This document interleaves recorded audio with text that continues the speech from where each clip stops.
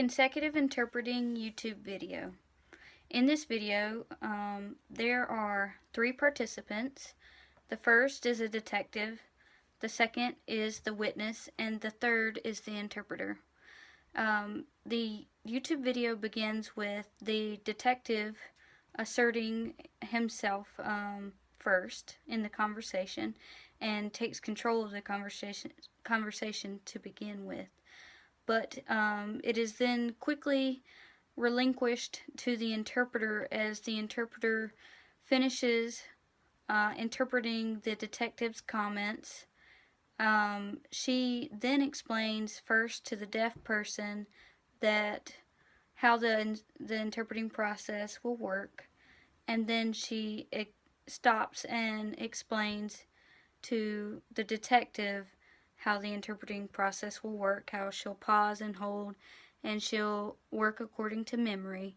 So in this section, she has a high presentation of self because she's discussing the interpreting process and allowing both participants to understand how the interpreting will work in order to have a smooth communication and flow for the whole session or meeting, so to speak, the appointment.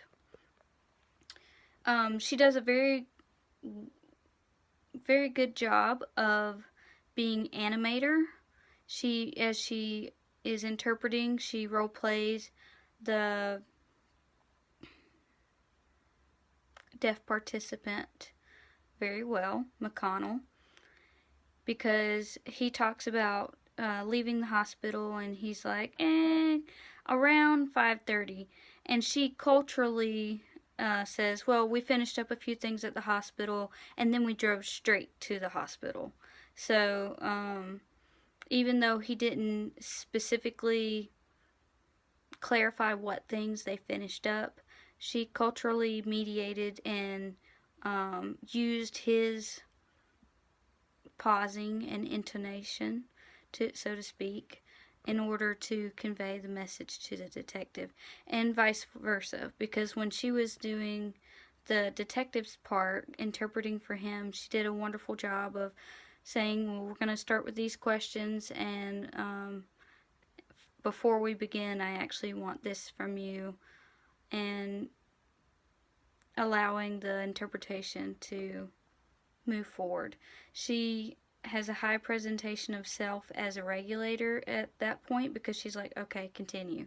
So she is regulating the conversation as the interpreter, which is fine because they're using consecutive interpreting. It is a legal setting, and the legal setting makes it more important that the interpretation is very clear, especially since he is a witness.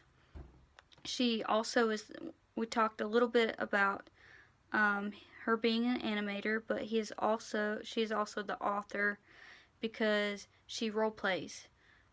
She is acting as that person asking the question, and she uses their intonation and their verbiage in order to convey the message correctly, which makes her role playing the author.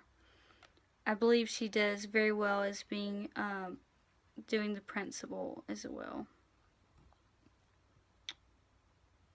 I feel like she's aligned with the detective because she's sitting next to him.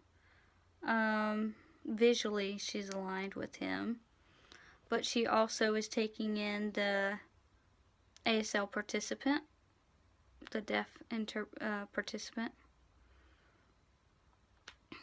This is can be a somewhat normal arrangement in order for her to hear him and see the ASL. In the book, according to the book, it's better if she can see both of them, and she turns towards the detective as the detective is speaking, so that that person, the focus is on them instead of on her. And that also allows the deaf participant to look at the detective while he's speaking as well.